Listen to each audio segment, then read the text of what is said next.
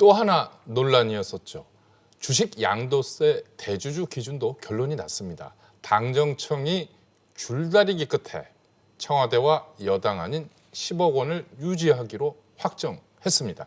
일부에서는 현실적인 결론이다 이런 평가도 있지만 일부에서는 지나치게 동학개미의 반발을 의식한 것이다 이런 비판도 있습니다. 김기송 기자, 이 주식 양도세 대주주 기준 결국 여당 안대로 확정이 됐네요. 네, 그렇습니다. 홍남기 경제부총리는 지난 3일 국회 기획재정위원회의 전체 회의에서 양도소득세 부과 대주주 기준을 현행 10억 원으로 유지하기로 밝혔습니다. 네. 당정은 그동안 대주주 기준을 놓고 팽팽하게 맞섰는데요. 기획재정부는 예정대로 내년부터 대주주 요건을 3억 원으로 낮춰야 한다는 입장이었고 민주당은 현재 기준을 유지하자고 주장했습니다. 2023년부터 주식 양도 차익의 전면 과세가 이루어지는데 그 전에 굳이 불필요한 충격을 줄 이유가 없다는 겁니다. 결국 여당 주장대로 결론이 났습니다. 글로벌 정세와 경제가 불확실성이 같이 높아지는 상황도 있기 때문에 일단 현행처럼 10억을 유지하는 걸로 고위당정청회에서 결정을 했다는 말씀을 드리고요. 김 기자, 그러면 10억 원 유지에 대한 동학개미들의 반응은 어떻습니까? 네, 주식 관련 인터넷 카페나 채팅방에서는 시장이 흔들릴 수 있어 우려됐는데 다행이다. 동학개미의 승리라는 긍정적인 반응이 쏟아졌습니다. 연말 양도세 회피용 매물 폭탄 우려가 사라지면서 개인 투자자들에게 심리적 안정을 가져다 준 것으로 해석됩니다.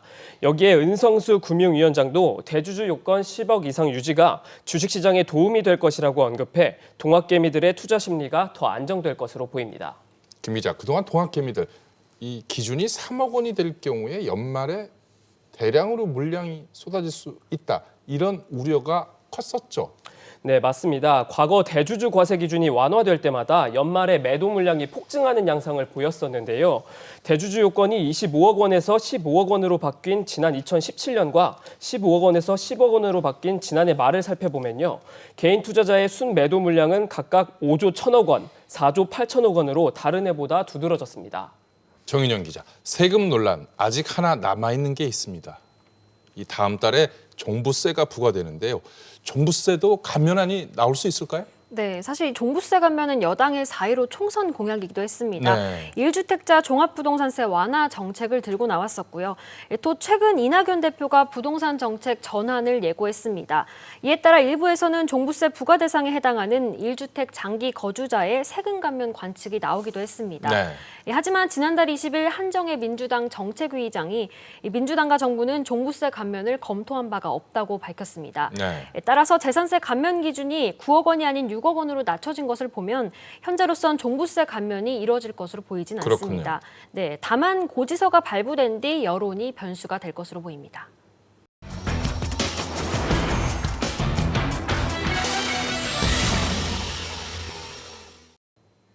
민감한 세금 문제를 놓고 정부와 여당인 민주당이 하나씩 주고받는 모양새가 됐습니다. 정부는 늘어나는 재정 지출을 고려했고 민주당은 표심을 의식하지 않을 수 없었을 겁니다. 또 이번 정부의 주택 보유세 강화 의지는 다시 한번 확인됐습니다. 문제는 책임성입니다. 그동안 있었던 시장 혼란은 차치하겠습니다.